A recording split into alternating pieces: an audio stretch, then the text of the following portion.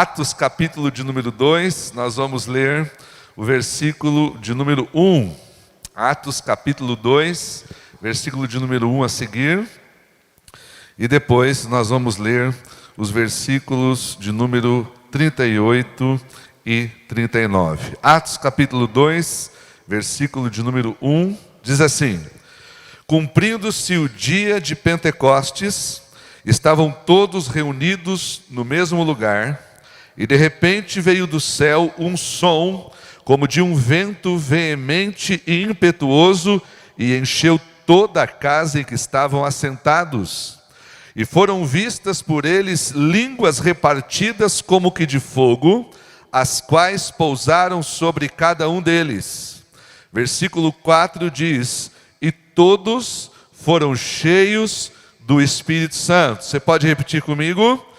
E todos foram cheios do Espírito Santo. Mais uma vez.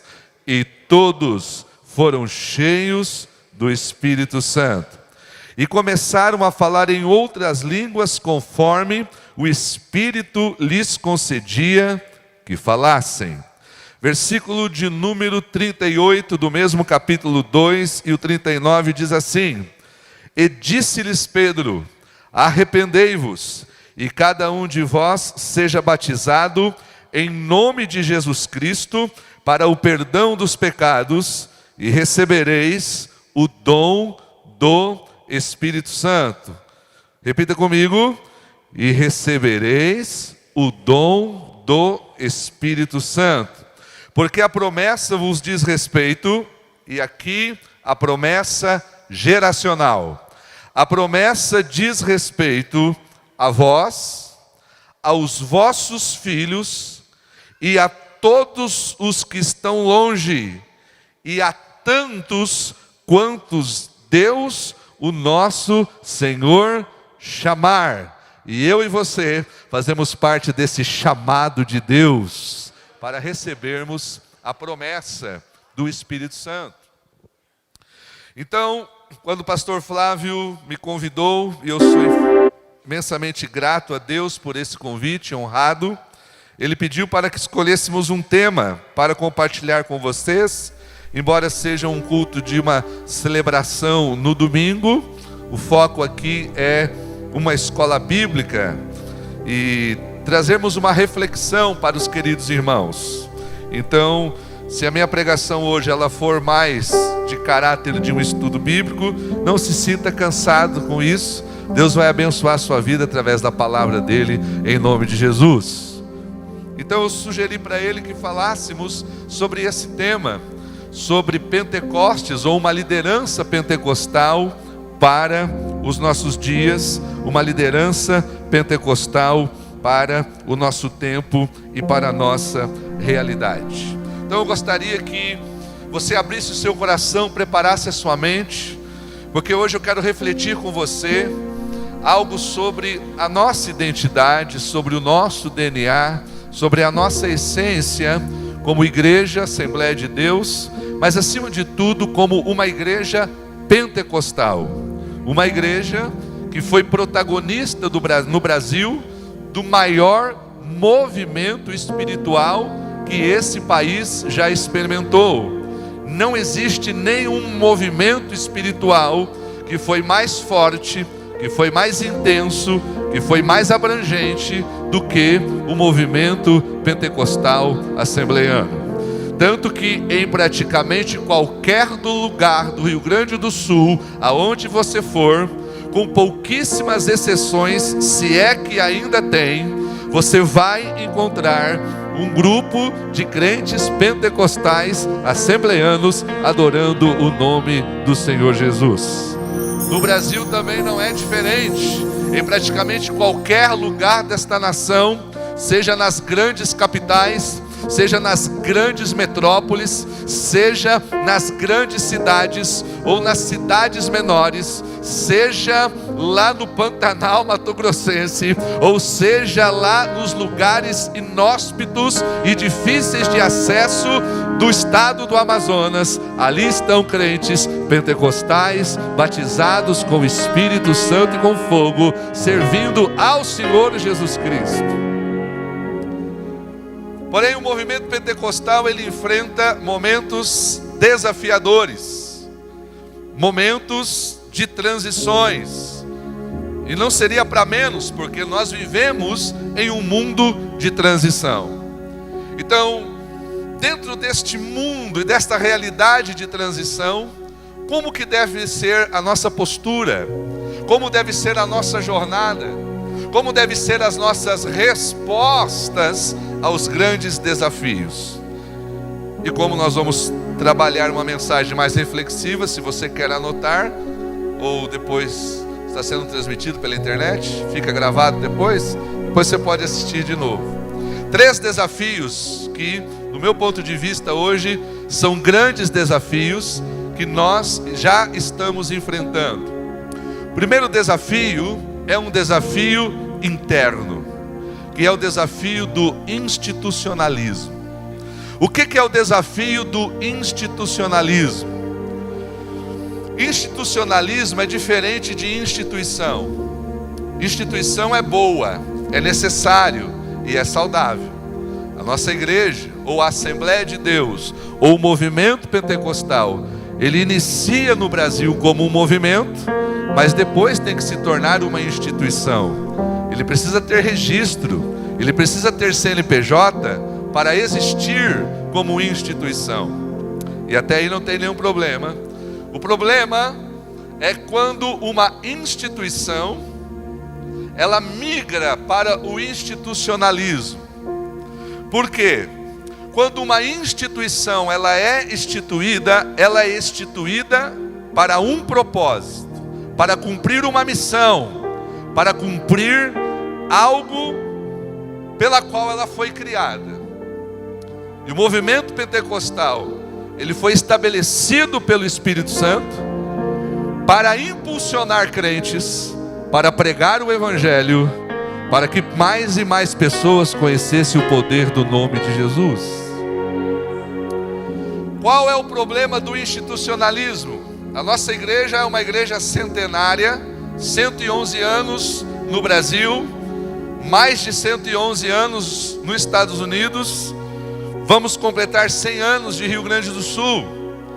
É normal uma igreja, uma instituição, ela sofrer alguns aspectos do institucionalismo. Mas afinal de contas, pastor, qual é o problema do institucionalismo? É quando nós começamos a viver não para a missão que Deus nos deu, mas como começamos a viver para nós mesmos. É quando a nossa finalidade não é mais a missão de Deus, mas quando a nossa finalidade é a nossa própria instituição. Quando nós começamos a viver apenas para satisfazer os nossos próprios interesses, os nossos próprios desejos, por que não dizer as nossas próprias cobiças. O institucionalismo engessa uma igreja quando ela se torna um fim em si mesma e tudo que ela faz é para servir a ela, é para cuidar apenas dela e é para fortalecer apenas ela. Ora, meus irmãos, a Assembleia de Deus ela não existe para ela. A Assembleia de Deus ela existe para a glória de Deus. Quando uma igreja ela passa a viver para ela, ela tira Deus do centro e ela se torna o centro de tudo. E quando ela se torna o centro de tudo, ela se torna alvo de cobiças, de interesses, de políticas, de jogos, de poder, de manipulações de bastidores e tantas coisas que vão acontecendo e que vão afastando a presença do Espírito de Deus. Quando isso acontece, uma igreja, ela se torna mundana, mesmo que seja conservadora nos seus usos e costumes. Porque as regras do jogo passam a ser as mesmas regras do mundo. E esse é o pior desafio que nós temos. Segundo desafio É o que nós poderíamos chamar de neopentecostalismo. O que é o neopentecostalismo? O próprio nome fala de um novo Pentecostes. Qual é o problema do neopentecostalismo? O problema do neopentecostalismo são expressões de espiritualidades e práticas de espiritualidades estranhas à Bíblia,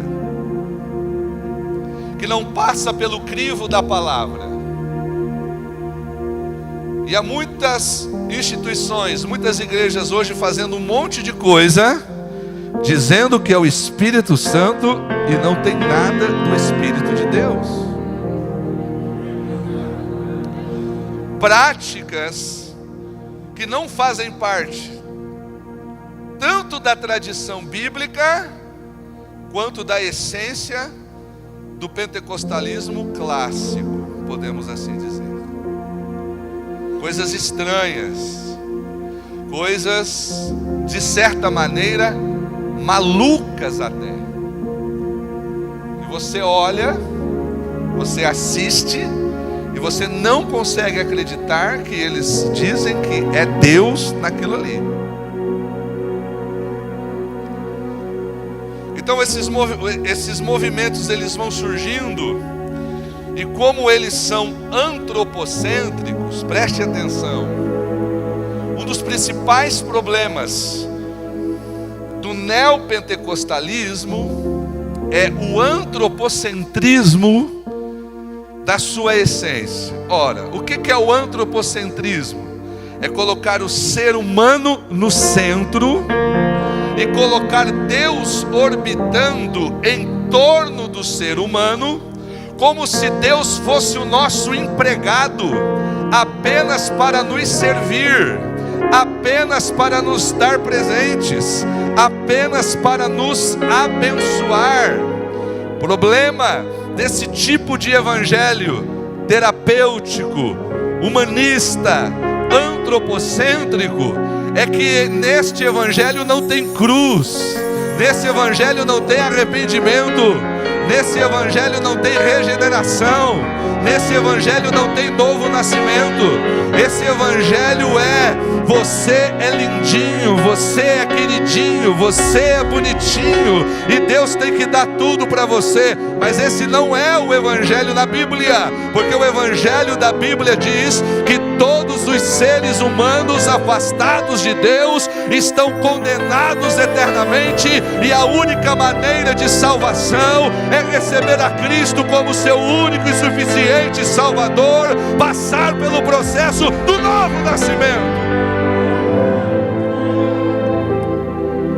Mas essa não é a mensagem politicamente correta, legal de se ouvir e muito menos de se pregar. Mas esta é a mensagem que arrasta multidões. Esta é a mensagem que arrastam pessoas para os congressos, para as conferências. Esse é o tipo, essa mensagem humanista e terapêutica é que faz com que os pregadores deste tipo de teologia tenham milhões de seguidores no seu Instagram ou nas redes sociais. Esses dias eu ouvi um pregador que dizia: o problema dos pregadores de hoje é que as pessoas não querem mais matar eles, porque a mensagem que eles pregam não impacta o coração, apenas fazem cócegas no ego. Esse é um grande desafio. E está acontecendo um fenômeno.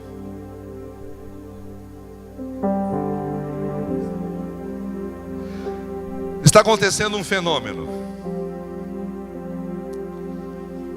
Há uma nova geração de cristãos e uma nova geração na idade mesmo que está surgindo no nosso contexto. Eu tenho conversado com vários que não querem, estão cansados do institucionalismo de muitas das nossas igrejas, não querem fazer parte disso.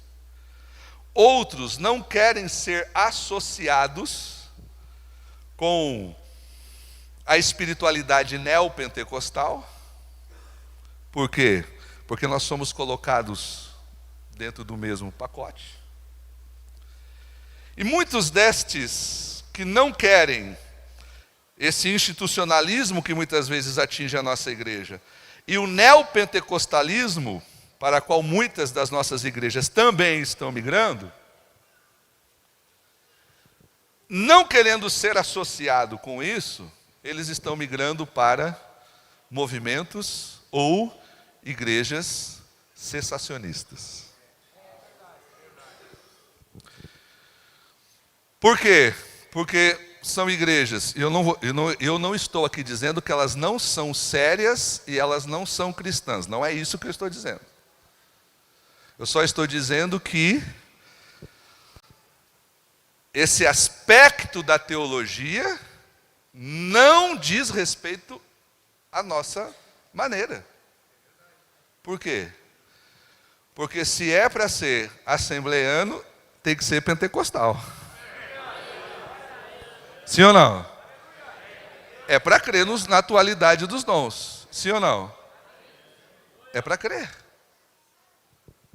Agora, como eles não querem ser associados ao institucionalismo e nem ao neopentecostalismo, eles estão migrando para estas igrejas que têm sólida pregação, exposição bíblica, porém nega a atualidade dos dons. Para movimentos cessacionistas, não existe batismo com o Espírito Santo, não existe dom de línguas, não existe dons espirituais e não existe cura ou sobrenatural. Irmão, se você tirar da Bíblia todas as manifestações sobrenaturais da Bíblia, você acaba com ela. Tira todas as profecias, tira todas as visões, tira todas as revelações, tira todos os milagres, tira da Bíblia e não vai sobrar praticamente nada, porque a Bíblia é um livro que fala de um Deus poderoso que intervém na história humana.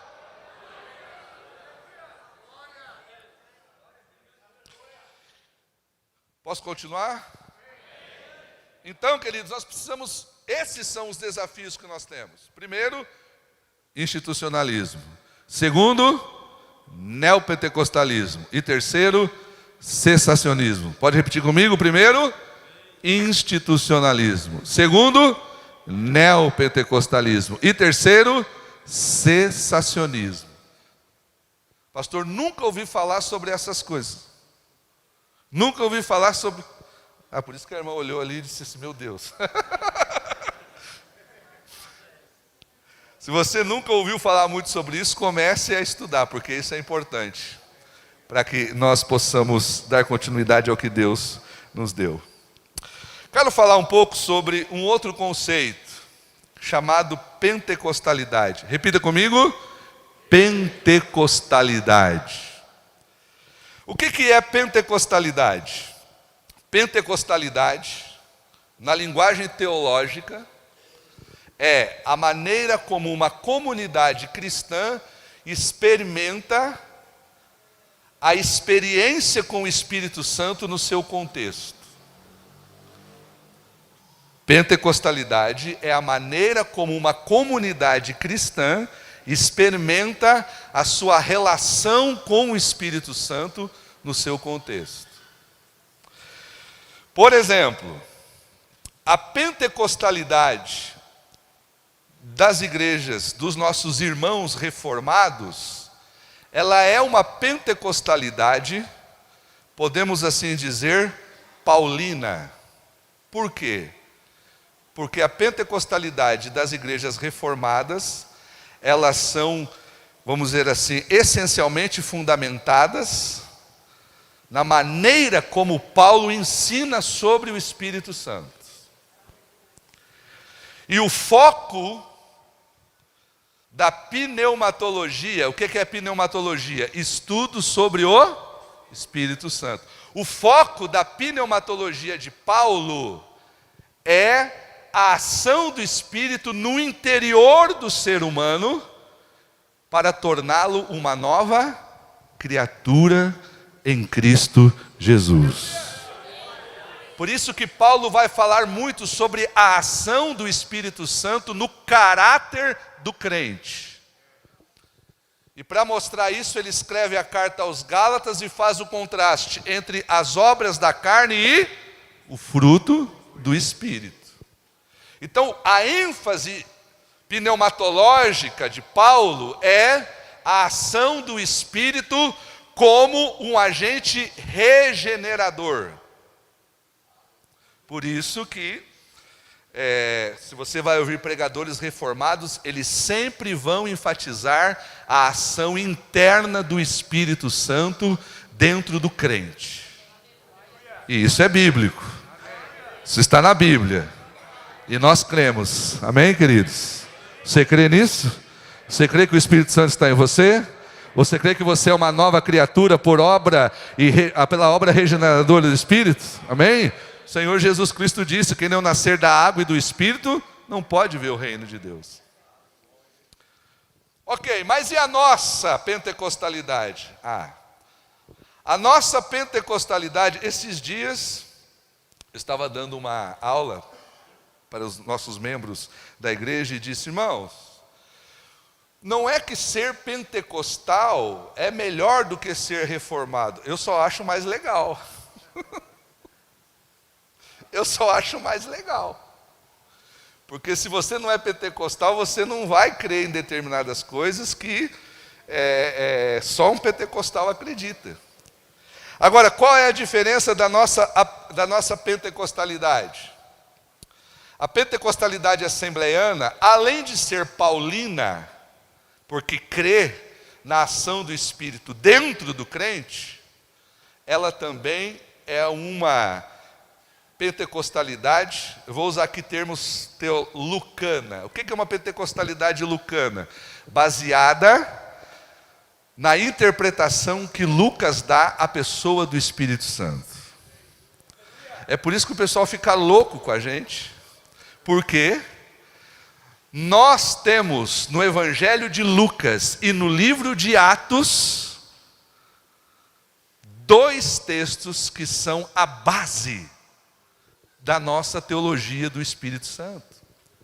Porque enquanto Paulo fala do Espírito Santo como um agente regenerador, Lucas vai escrever no Evangelho e no livro de Atos sobre o Espírito Santo como um agente empoderador.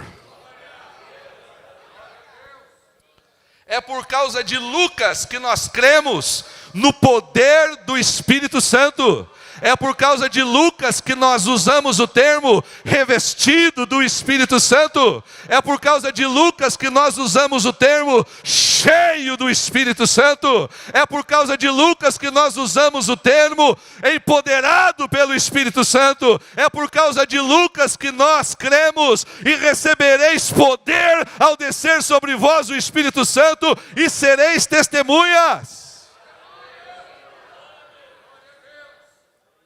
Então é nesse sentido, queridos, porque nós cremos no poder do Espírito Santo como um agente regenerador, mas nós cremos no Espírito Santo como Deus empoderador, aleluia, que nos empodera com poder, com autoridade, com unção.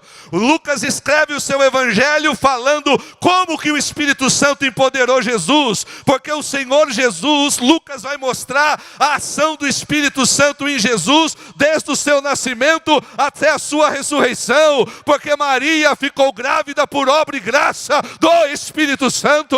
A Bíblia diz que João Batista foi cheio do Espírito Santo no ventre de Isabel. A Bíblia diz que Jesus, cheio do Espírito, foi conduzido para o deserto, cheio do Espírito, voltou do deserto, cheio do Espírito, entrou na sinagoga de Nazaré e leu o livro do profeta Isaías, e ele disse: o Espírito do Senhor está sobre mim. Essa é a nossa essência. Você está sentindo a presença do Senhor? Precisamos entender esse aspecto.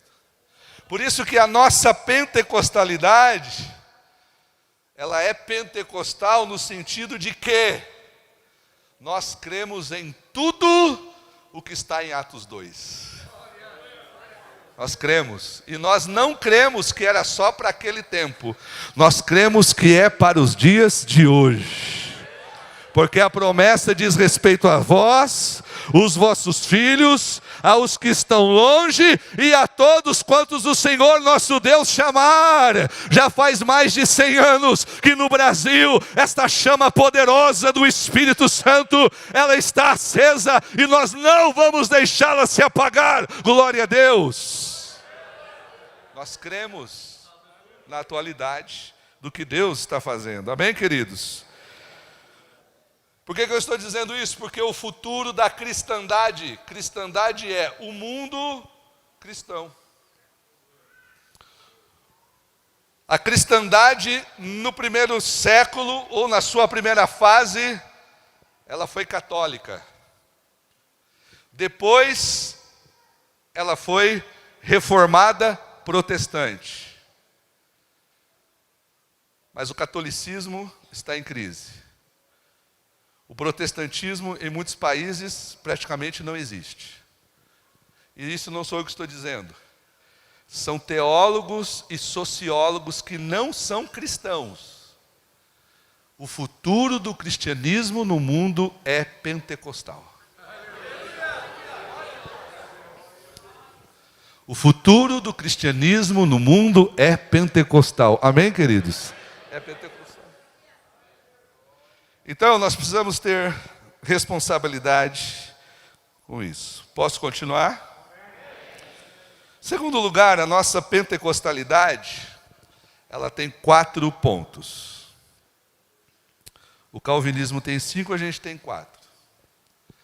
Quais são os pontos, o que eu chamo de verdades fundamentais do pentecostalismo? E essas verdades aqui, elas são simples. Elas são tão simples que na origem do movimento pentecostal, qualquer pessoa sabia dizer e explicar. Mesmo a pessoa mais simples e analfabeta. E por que eles sabiam? Porque eles experimentavam. Qual é as 4 verdades fundamentais? Jesus, vamos lá? Jesus salva. Vamos lá? Jesus salva. Jesus cura. Jesus batiza com o Espírito Santo. E Jesus voltará. Aleluia. Você pode repetir comigo? Quais são as 4 verdades? Jesus salva. Jesus cura. Jesus batiza com o Espírito Santo. E Jesus voltará.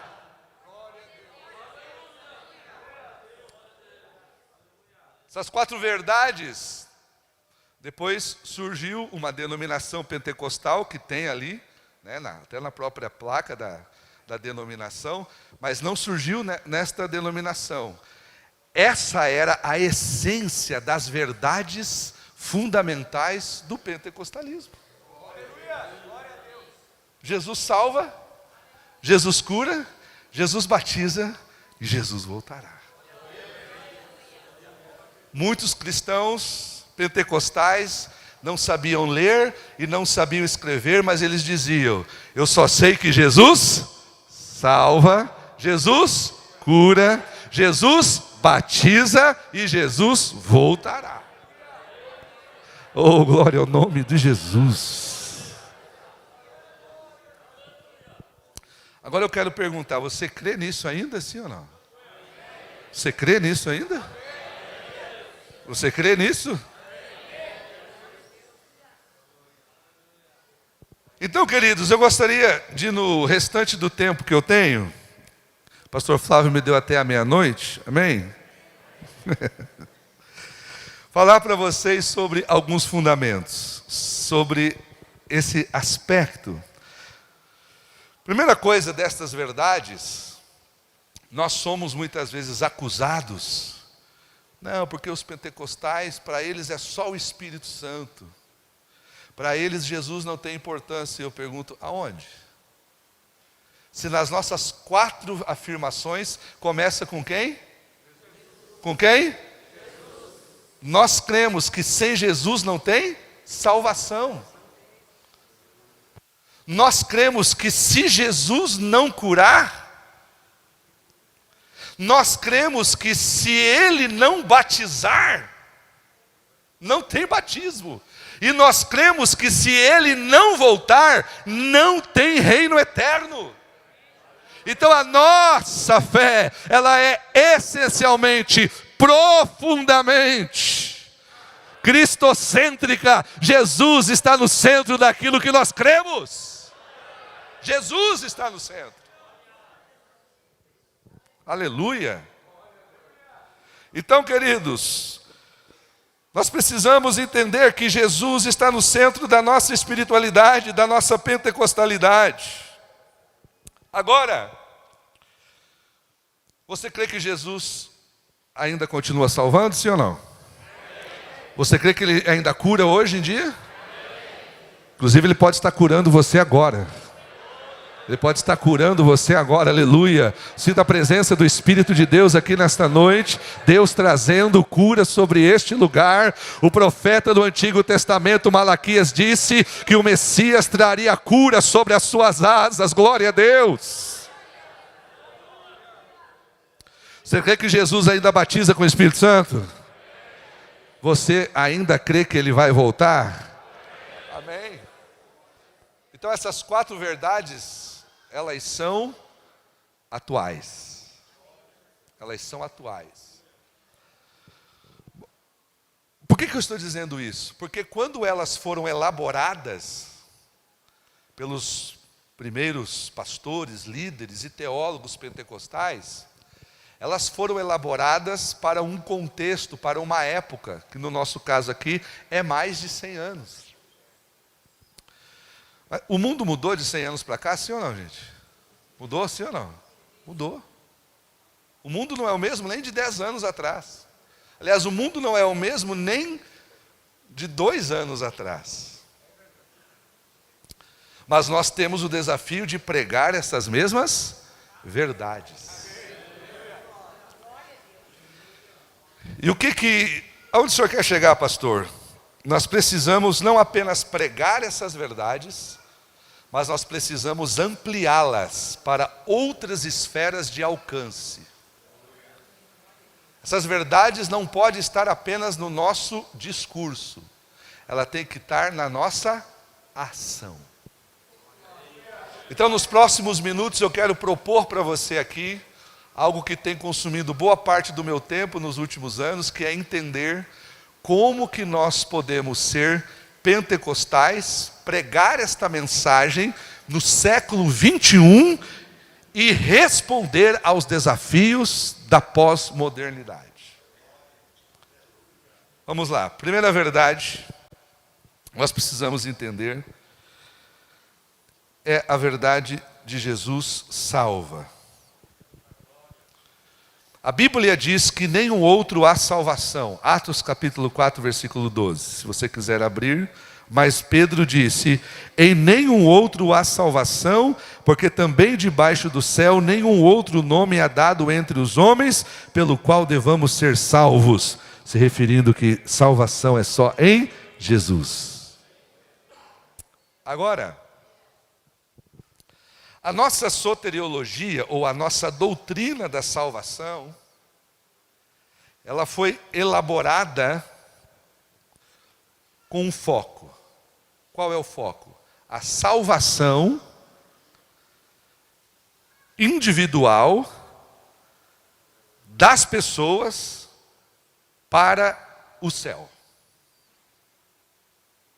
Salvação individual do ser humano para o céu.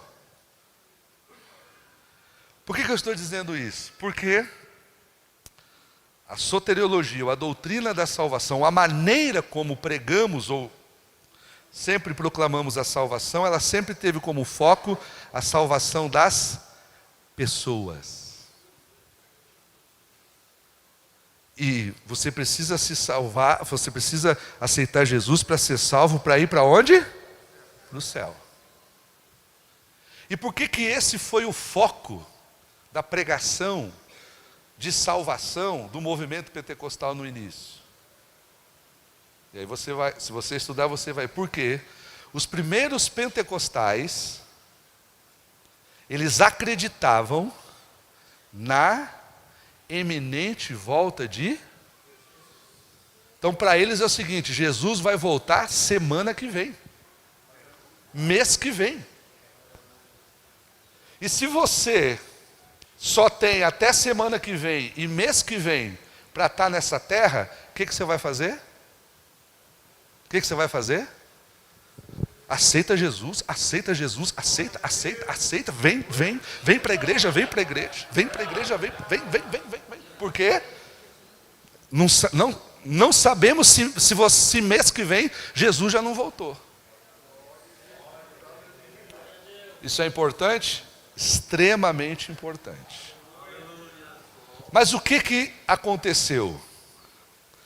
Quando a pregação ela tem um foco apenas na salvação individual de seres humanos para a eternidade, a tendência é que eu me desconecte dos desafios da terra. Foi por essa razão que teve muita gente que não quis estudar, não quis crescer em outras áreas da vida. Pais tiravam os filhos da escola. Tinha uns mais engraçadinhos que casavam ainda bem cedinho, com medo de Jesus voltar e ele não casar.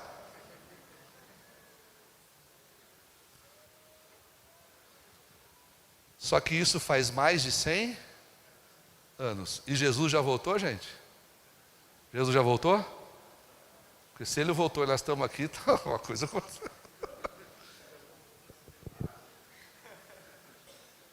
E o que aconteceu com isso, irmãos? Nós fomos nos afastando do mundo, da sociedade, e lugares que cristãos deviam estar influenciando. Quem que influencia hoje? O diabo. Por quê? Nós fomos criando os nossos guetos. Fomos apenas querendo trazer pessoas para dentro da igreja. E a igreja se esqueceu de ir para fora.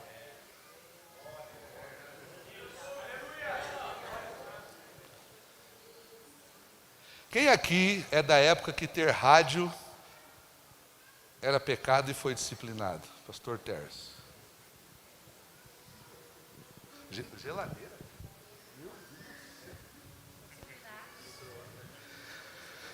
Ter rádio era pecado. Quem aqui é dessa época? Tem mais alguém aí que foi disciplinado por ter rádio? Parece um absurdo, mas... Porque rádio é do diabo. Aí o que o diabo fez? Tomou posse. Aí o dia que nós quisemos usar o rádio, tivemos que chegar para o diabo e pedir um espaço na rádio dele e pagar caro.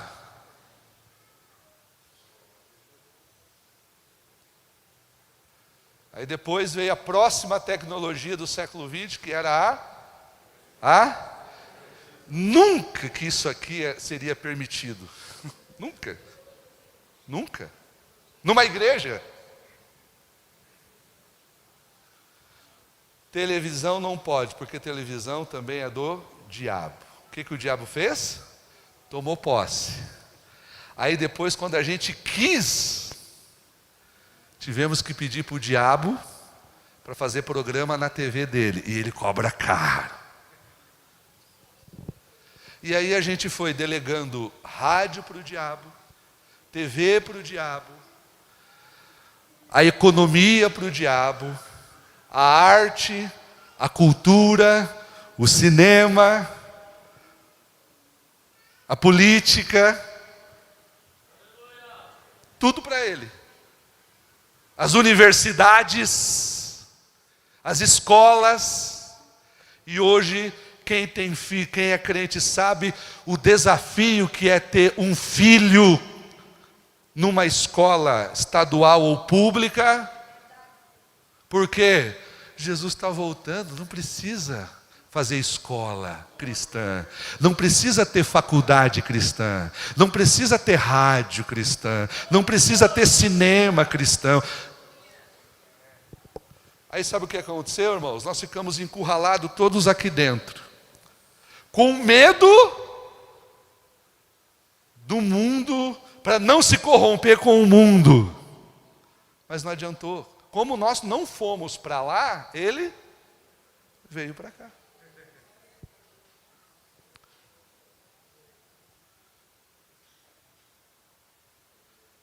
Você tem certeza que eu posso continuar?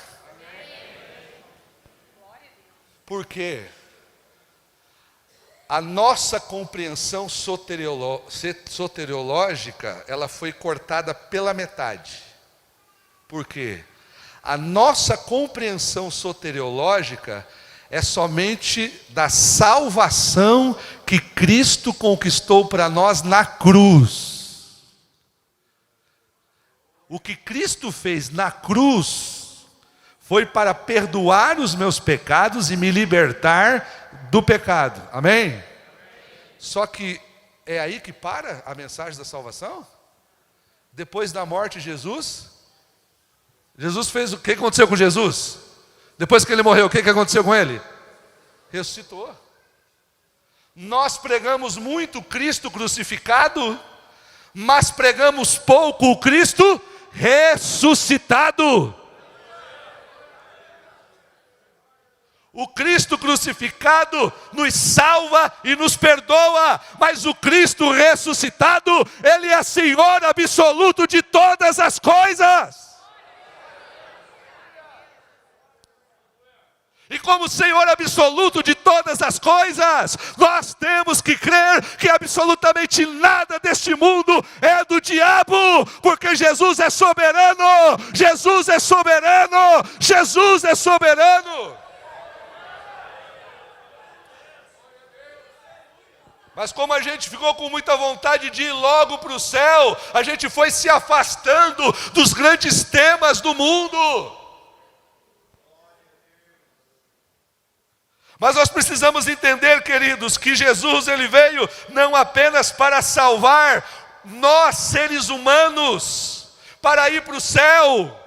Porque o processo de salvação de Deus nunca é levar o homem para o céu, é Deus descer para a terra. Inclusive dentro da nossa escatologia, o tempo que nós vamos ficar lá no céu vai ser pouquinho, porque nós vamos reinar com Jesus nessa terra, nesse planeta. É aqui. Jesus ele morreu para restaurar céus e terra, para restaurar tudo. Mateus capítulo 28, abre a sua Bíblia. Mateus capítulo 28, versículo de número 18. Olha o que Jesus disse. E chegando-se Jesus, falou-lhes dizendo: é-me dada toda a autoridade no céu e na terra. Toda a autoridade está nas mãos dele.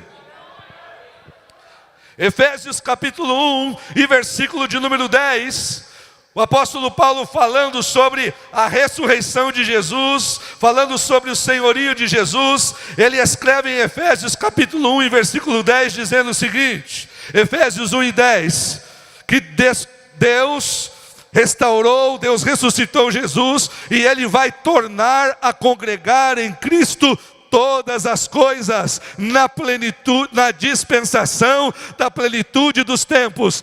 Deus vai congregar em Jesus todas as coisas. Que coisas são estas? Tanto as que estão nos céus, quanto as que estão na terra. Colossenses capítulo 1, em versículo de número 20. Olha que o apóstolo Paulo prega falando sobre a supremacia de Jesus. E que havendo por ele feito a paz pelo seu sangue na cruz, Deus reconciliou através de Jesus na cruz. Deus, por meio dele, reconciliou consigo mesmo todas as coisas, tanto as que estão na terra, como as que estão no céu. O que isso quer dizer, queridos? Que nós não podemos apenas pregar salvação para as pessoas, dizendo para elas escaparem para o céu. Nós temos que pregar salvação para que Cristo seja o Senhor da vida delas aqui e agora. Para que Jesus seja Senhor da cidade de Palmeira das Missões aqui e agora. Para que Jesus seja Senhor do Rio Grande do Sul aqui e agora. Por quê? A pregação que quer salvar pessoas apenas para levá-las para o céu, torna a igreja um campo de refugiados. E para que serve um campo de refugiado? É um monte de gente que está ali apenas para sobreviver mais um dia. Mas Deus não te chamou para ser um sobrevivente. Deus te chamou para ser cheio do Espírito Santo e instrumento de Deus para mudar o mundo.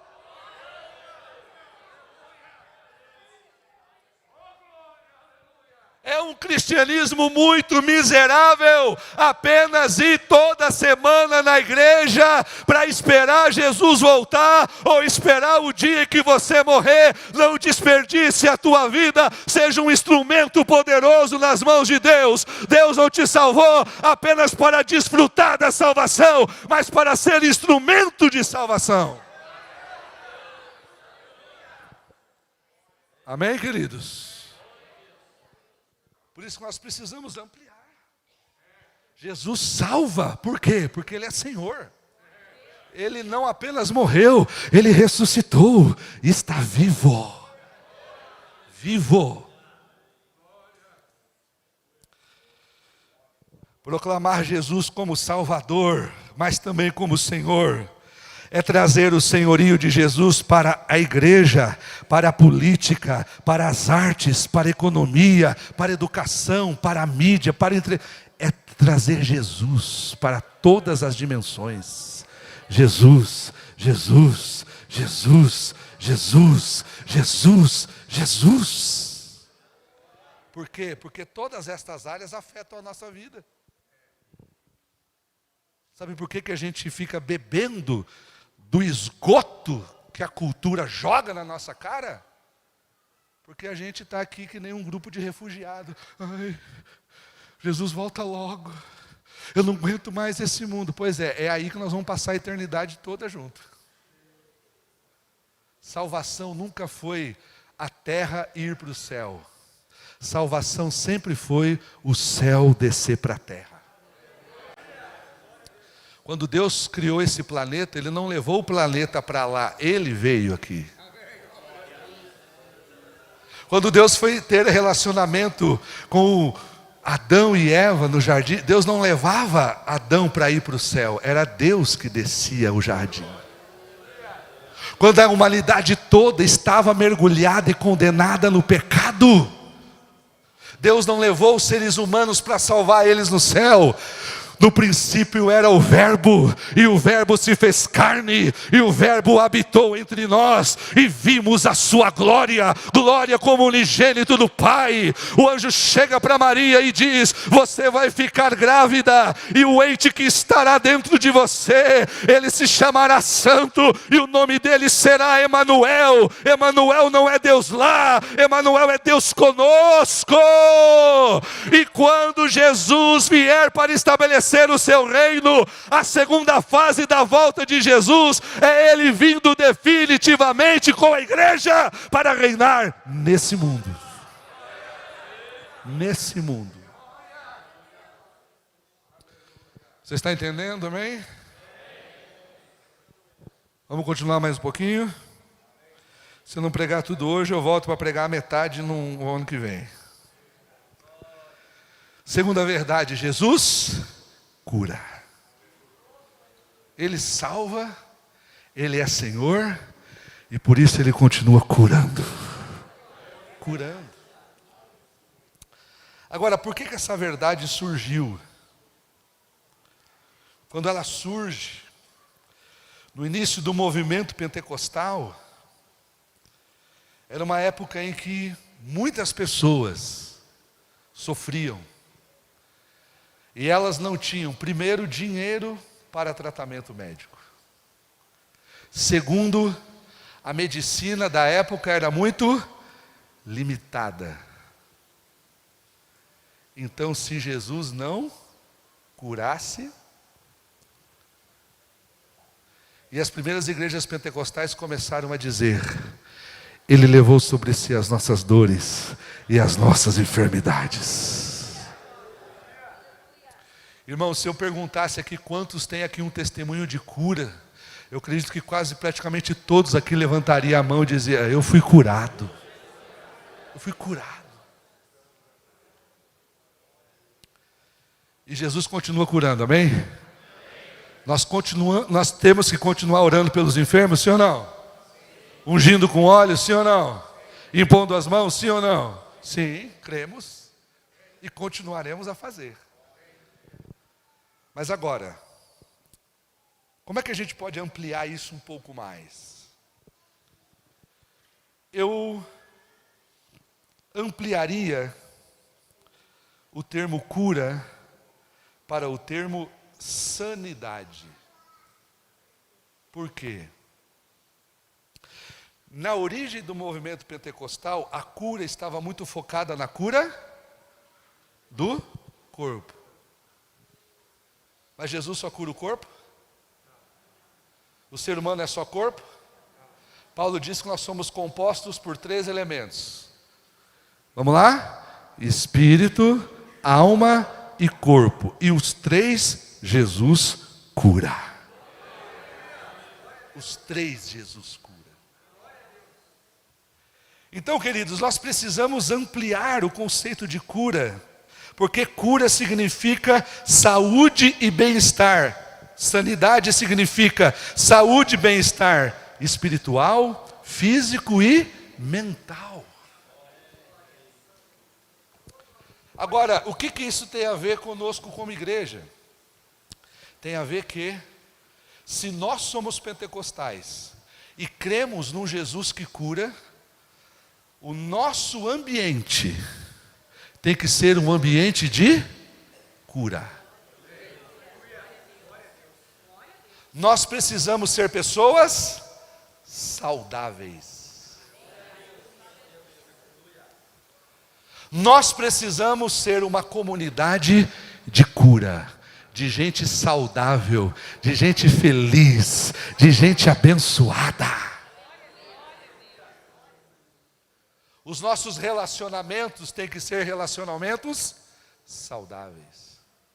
Numa sociedade em que os relacionamentos são tóxicos.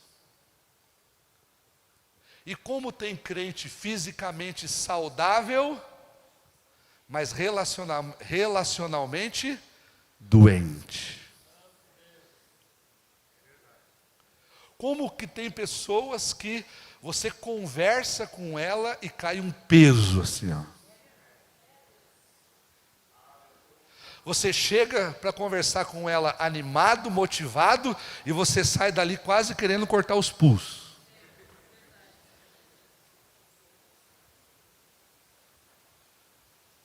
Tem pessoas que elas estão tão doentes que, se você lê as redes sociais dela, você adoece junto.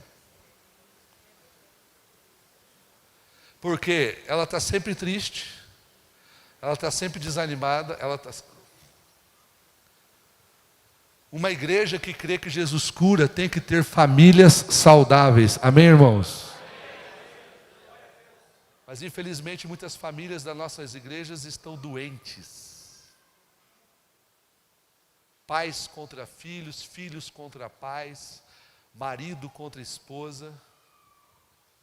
quebra o pau lá em casa, briga, aí bota a máscara, a roupa de ver Jesus, entra no carro, chega ali na porta da igreja, paz do Senhor.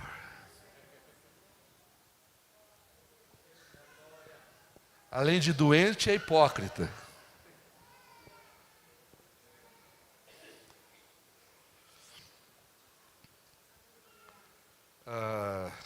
Existem estudos feitos hoje em ambientes de igrejas, especificamente para detectar processos de adoecimento de pessoas que tiveram contato com a igreja, que saíram da igreja, abandonaram a igreja e até hoje não se recuperaram emocionalmente. Irmãos, nós precisamos ser um ambiente de cura, não perfeito, mas de cura, amém? E nós não podemos pensar em sanidade apenas física, nós temos que pensar em sanidade espiritual. Nós precisamos pensar urgentemente, pastor Flávio, pastora Maristela, e eu tenho conversado com muitas pessoas sobre isso, sobre sanidade mental. Irmão, tem crente pirado. Tem crente que está mentalmente fora. Fora. Se ele sentasse na cadeira de um psiquiatra ou de um especialista, pode botar a camisa de força. Depois desse processo de pandemia, as doenças emocionais, psicológicas e mentais, elas duplicaram. Há muitas pessoas que não conseguem mais ter uma noite de sono tranquila. Há muitas pessoas no nosso meio, eu nem vou perguntar aqui, porque eu sei que estão com profundas doenças, feridas e machucados emocionais e mentais, ataques mentais, aquilo que a Bíblia chama de dardos inflamados do maligno. Tanto que tem crente e pastor se suicidando porque não consegue dar conta. E a gente não pode fazer de conta que isso não está acontecendo. O número de pessoas em depressão dentro dos nossos ambientes. Esgotamento mental, esgotamento emocional. Pessoas que por qualquer coisa explodem. Explodem dentro de casa, com o filho, nos ambientes. E eu cheguei a uma conclusão. De que existem pessoas que elas não conseguem romper na vida delas. Mesmo que elas orem. Mesmo que elas jejuem, mesmo que elas leem a Bíblia, elas não rompem porque o seu estado emocional não deixa. Pessoas emocionalmente doentes não prosperam espiritualmente. Mas pastor, eu tenho orado, eu tenho jejuado, eu tenho lido a Bíblia, mas não vai. Por quê? Tem bloqueios emocionais, bloqueios mentais, chega ali e não rompe. Porque está emocionalmente e mentalmente enfermo. O Senhor precisa curar a tua mente e as tuas emoções, para que você rompa espiritualmente.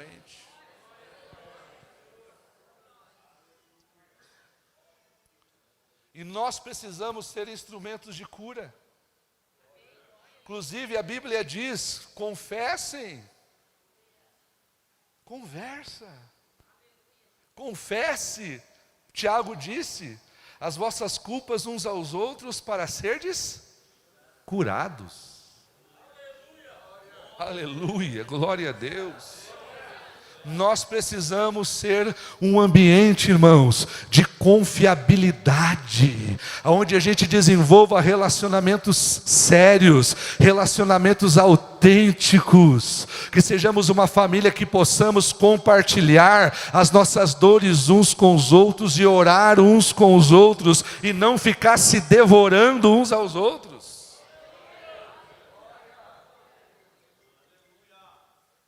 Senão a coisa vai se tornar insuportável daqui a algum tempo.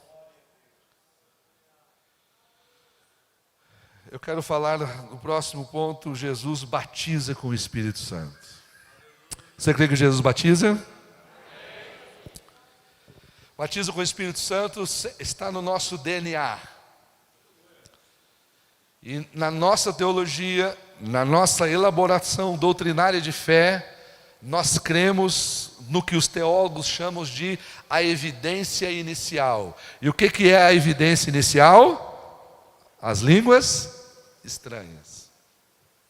Para nós, pentecostais, assembleianos, nós entendemos que uma pessoa foi batizada com o Espírito Santo quando ela recebe as línguas estranhas.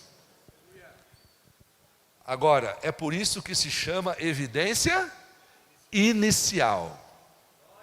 Porque o foco do batismo com o Espírito Santo, guarde isso. O foco do batismo com o Espírito Santo nunca foi as línguas estranhas. Pastor, como assim? Que heresia? Não. Está na Bíblia, está na nossa confissão de fé e está na teologia pentecostal.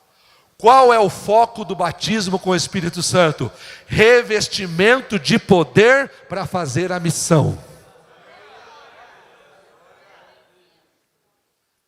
Batismo com o Espírito Santo não é apenas para você falar em língua estranha, ficar pulando, virando piroleta e fazer aviãozinho de Jesus.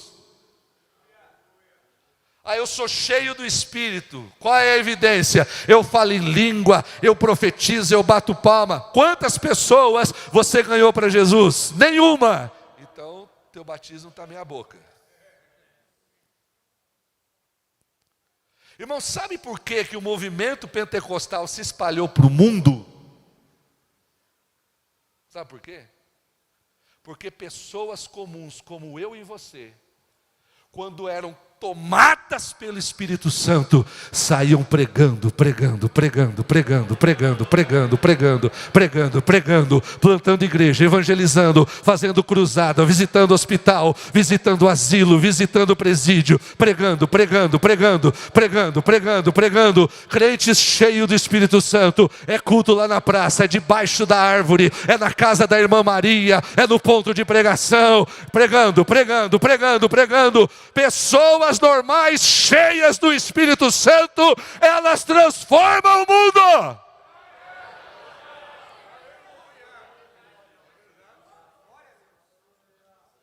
E eles não tinham nada do que nós temos hoje. Eles não tinham dinheiro, eles não tinham estrutura, eles não tinham status, eles não tinham conhecimento, eles não tinham templos deste tamanho, eles não tinham faculdade, eles não tinham estudo. O que eles tinham? Uma crença profunda de que Deus vai me usar, mesmo sendo a pessoa simples que eu sou. Oh, Assembleia de Deus de Palmeira das Missões, Deus está nos dando tudo isso. Imagine o que nós poderemos fazer se formos cheios do Espírito Santo. Imagina. Batismo com o Espírito Santo nunca teve como foco línguas estranhas. Batismo com o Espírito Santo é revestimento de poder para ser testemunha em Jerusalém, em Judeia, em Samaria e até os confins da terra.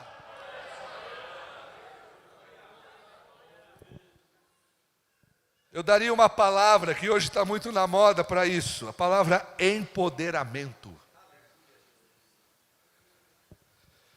Um dos segredos do movimento pentecostal é que ele acredita que todo crente está empoderado.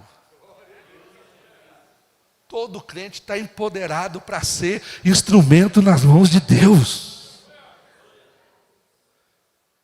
Irmão, se você crê nisso, se você crê que você está empoderado por Deus para transformar o mundo, ninguém nos segura. Ninguém nos segura. Mas é poder para ser o quê? Testemunha. Não é para ser agente secreto. A palavra testemunha, né, tem aqui teólogos, a palavra poder é dunamis. A palavra testemunha é a palavra martíria, da onde trazemos o verbo mártir. E o que é um mártir?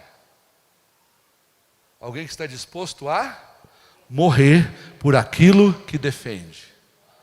Sabe qual é o problema da nova geração de crentes? Não estão dispostos a morrer. Estão dispostos a ir até onde está conveniente. Uma vez por semana, tá bom. Só frequentar a igreja, tá bom. Não, eu tenho muita coisa para fazer. E foi a deturpação desse conceito de empoderamento e a deturpação daquilo que foi um dos pilares da reforma de Martinho Lutero, que ele chama o sacerdócio universal de todos os cristãos. Por quê? Porque quando Martinho Lutero lançou as bases da reforma, a Igreja Católica era essencialmente clerical. O que é uma igreja clerical? Todo o poder está nas mãos do clero. Quem pode ministrar é somente o clero. Quem pode servir a Deus na obra do ministério é só o clero. E os outros? Tem que ficar sentado, assistindo e sendo servidos pelo clero, porque é para isso que eu pago o pastor, né? Eu pago o pastor é para me servir mesmo. É para isso que... Isso é mentalidade católica, irmãos. Isso é mentalidade católica. Por quê? O clero faz... É o clero que faz... que ministra, e os outros podem ajudar, mas a maioria fica assistindo. Nunca foi a intenção do movimento pentecostal ter clero e leigos. O movimento pentecostal, desde a sua origem, sempre teve ministros, testemunhas. Qual era a função dos pastores? Empoderar os crentes e enviá-los para a missão. Para a missão, para a missão. Mas qual que é o problema de hoje? O problema, irmãos, é que nós, eu digo nós pastores, somos culpados. Porque de um momento histórico para cá, nós começamos a supervalorizar o... Como é que chama isso aqui? Altar. Supervalorizar o altar. Porque uma vez que tem igreja, tem que ter? Tem igreja, tem que ter? Altar.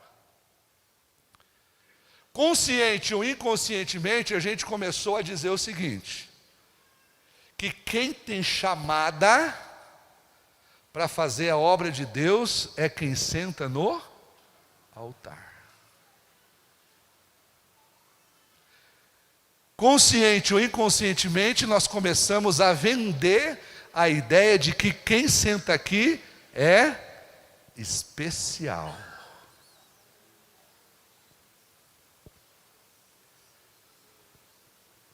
Vai doer. E aí quem não senta aqui começou a entender: se eu não sou de lá, então eu não tenho chamada. Eu não tenho ministério. Porque eu não prego, eu não canto, eu não ministro no altar. Agora, qual é a parte menor aqui do templo? O auditório ou o altar? O altar.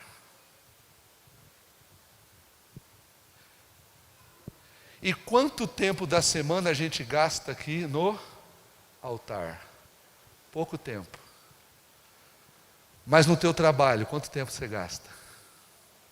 Na tua escola, quanto tempo você gasta? No teu bairro, quanto tempo você gasta? Na tua faculdade, quanto tempo você gasta? Meu irmão, minha irmã, o lugar onde você está é o teu altar.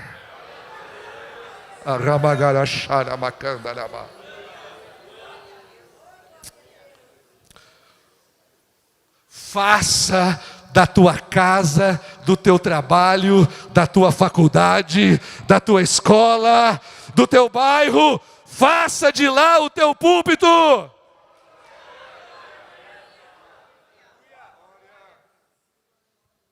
Porque esse lugar aqui é pequeno demais para abrigar todos que Deus chamou. Porque a questão não é se você é chamado ou não. Chamado todos somos. A questão é para o que Deus te chamou. E para aquilo que Deus te chamou, te coloque à disposição e diga: eis-me aqui, Senhor.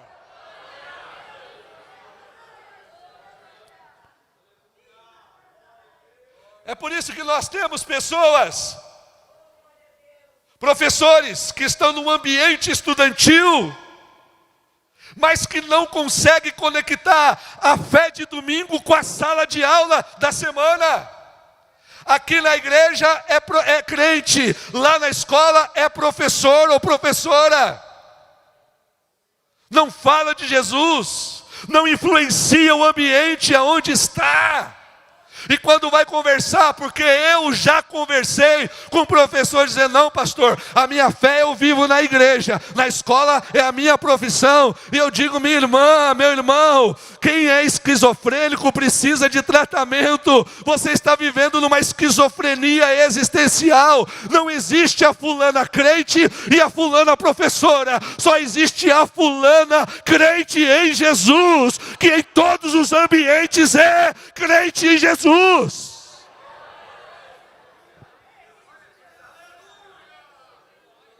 Não, pastor, a minha fé é lá na igreja, a minha fé é na igreja, mas aqui na empresa é outra coisa. Como assim? Não, a minha questão de fé é lá para a igreja. Aqui na minha empresa, o jogo é outro. Ele é crente aqui na igreja e a empresa dele, ele faz tudo que um ímpio faz. Rouba, sonega, não paga. Não. Questões de fé só na igreja. Aqui é outra coisa. Não, meu irmão, não é outra coisa não. Você é testemunha de Jesus em todo lugar onde você estiver. Você só tem uma identidade: servo do Senhor Jesus. Você não é uma professora, você é uma missionária disfarçada de professora. Você não é um professor, você é um missionário disfarçado de professor. Você não é um empresário, você é um missionário disfarçado de empresário. Você não é um advogado, uma advogada, você é um missionário disfarçado de advogado e de advogada. E tudo que você fizer tem que ser para a glória do nome daquele que vive e que reina para todo sempre. Nós precisamos empoderar os crentes para ser missionário a qualquer hora e em qualquer lugar aonde ele estiver. Ser cheio do Espírito Santo é para fazer a missão. E eu quero encerrar com: Jesus voltará, porque Ele está voltando. E eu resumiria a volta de Jesus numa palavra: esperança. Porque afinal de contas é por causa dela que a gente está aqui. Nós estamos aqui porque nós temos uma esperança. Oh, aleluia! Aleluia! E eu quero dizer uma coisa, irmãos: o mundo está em desespero. E um mundo desesperado precisa de uma mensagem de esperança. E quem pode trazer a mensagem de esperança é aqueles que aguardam a bem-aventurada esperança da volta do nosso Senhor Jesus. Nós somos o povo da esperança. Nós precisamos ser a comunidade da esperança. Que todos os desesperados que chegarem entre nós, eles cheguem desesperados e possam ser contagiados com a nossa esperança. Por que é que nós temos esperança? Porque não importa o que aconteça na história da humanidade, nós sabemos como a história termina. A história termina com Jesus Cristo reinando poderoso em glória e majestade. A Bíblia diz que Ele reinará de mar a mar, e o seu reinado não terá fim, e nós estaremos reinando com Ele. Por que que vocês não se desesperam? Porque nós sabemos como a história termina.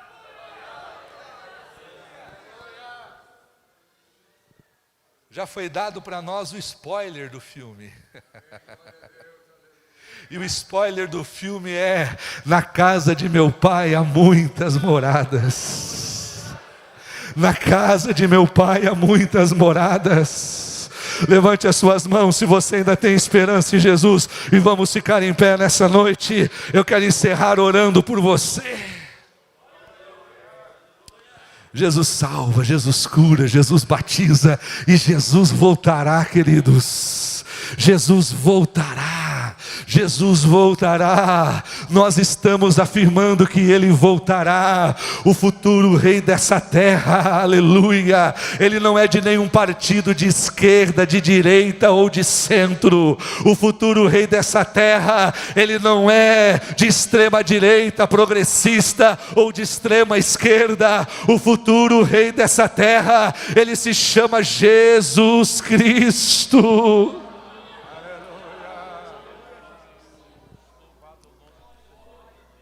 Aleluia. Fecha os teus olhos.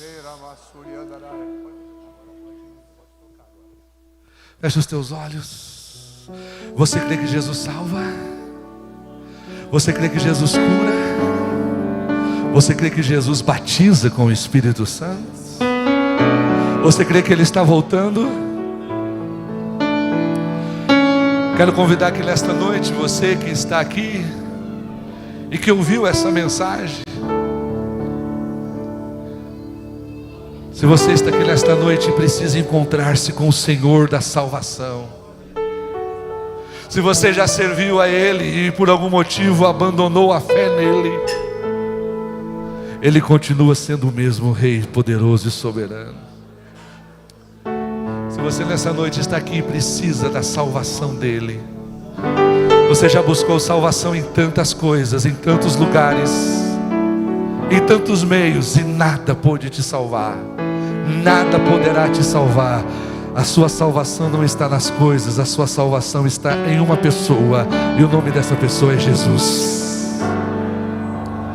Se você deseja entregar a sua vida para Jesus, sai do seu lugar e vem aqui à frente. Nós queremos orar por você nesta noite.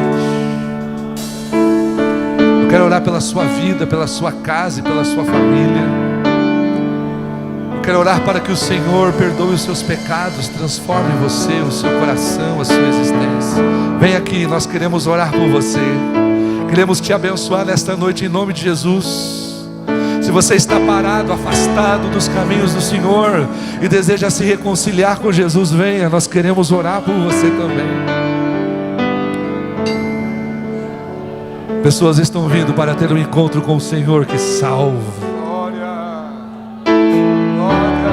Meu segundo convite é para aqueles que precisam de cura. Jesus ainda cura, meus irmãos. Se você precisa de cura física, espiritual, emocional ou mental, vem aqui, eu quero orar por você em nome de Jesus. Você que está emocionalmente machucado, esgotado, ferido, você que vive um momento mental de muita confusão, de ataques na sua mente, pensamentos que têm cansado você, pensamentos que têm muitas vezes trazido desespero para você, pensamentos que têm assustado a sua família, talvez até a própria ideação suicida, mensagens que o diabo tem lançado para tentar destruir a sua vida, o plano de Deus. Nessa noite o escudo da fé será levantado, com o qual nós vamos apagar todos os dardos do maligno contra a tua mente. Emocionalmente você está esgotado, cansado, talvez não consegue dormir à noite, está com seu coração ferido, doente, talvez precisa tomar muitos medicamentos para manter os nervos no lugar. Nós não estamos aqui menosprezando a ciência, nem os tratamentos, mas talvez nem isso tenha te ajudado. O Senhor pode restaurar a sua vida nesta noite. Os obreiros já podem impondo as mãos. Orem, meus irmãos. Pode orar. Quero orar por você que nesta noite talvez também quer o batismo com o Espírito Santo. Você que já é batizado e talvez há tempos não recebe mais o renovo de Deus na sua vida, se sente vazio espiritualmente, precisa de um renovo de Deus para continuar servindo a Deus, fazer a obra de Deus. Você já foi um instrumento poderoso, já foi um profeta, uma profeta de Deus, mas agora o teu ministério está em stand-by, parado, estacionado.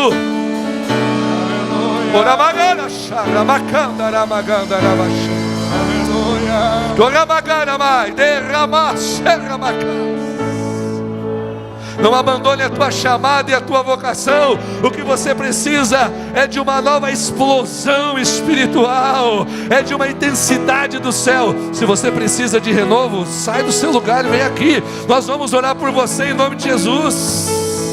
O que Deus falou ao teu respeito sobre a tua chamada, Ele não mudou em nada. É você que talvez desistiu do chamado, mas Ele ainda continua contando com você. Glória a Deus, aleluia. Ou se talvez você está aqui e você precisa ser sincero,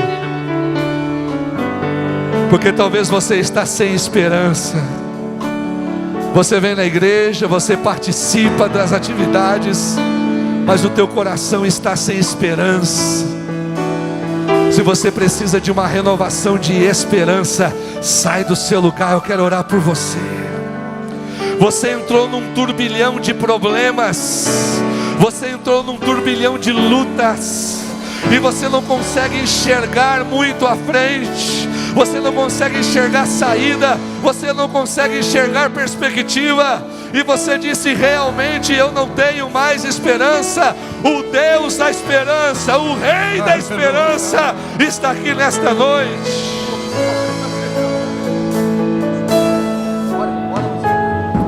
Pai Celestial, em nome de Jesus, nesta noite nós estamos aqui.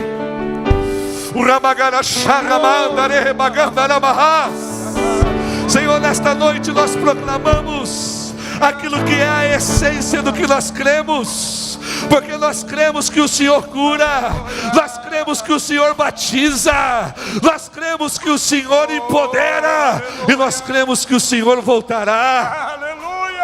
Cada uma destas verdades opera na nossa vida de diferentes maneiras. A tua salvação traz regeneração e traz o senhorio sobre as nossas vidas. A tua cura nos traz sanidade espiritual, mental, emocional e física. O batismo com o Espírito Santo, Senhor, nos empodera para sermos instrumentos do Senhor, e a tua volta nos enche de esperança. Senhor, que estas verdades que nós proclamamos, que esta verdade que nós estamos anunciando aqui nesta noite, elas não sejam apenas teoria, elas não sejam apenas verdades dos nossos livros de teologia, dos nossos manuais teológicos, mas que essas verdades sejam abraçadas, sejam assimiladas e sejam vividas por cada um de nós todos os dias. Batiza, Senhor, crentes com o Espírito Santo aqui nessa noite. Aqueles que estão doentes da alma, no espírito, no corpo ou na mente, cura, cura, cura, Senhor. Traz refrigério, traz renovação, traz sanidade, traz restauração. Esses pensamentos que são resultados de dardos inflamados sejam rebatidos nesta noite. Oh, glória! Sejam apagados nessa noite pelo escudo da fé no Senhor da esperança. Senhor, aqueles que estão desanimados aqui nesta noite, que a esperança na sua volta os levante. Levante esta pessoa, fortaleça a fé. Espírito Santo, Tu és o Espírito da esperança. Traga a esperança da eternidade para dentro do nosso coração nessa noite. É a nossa oração, é o nosso desejo, no nome maravilhoso de Jesus, de Jesus, de Jesus.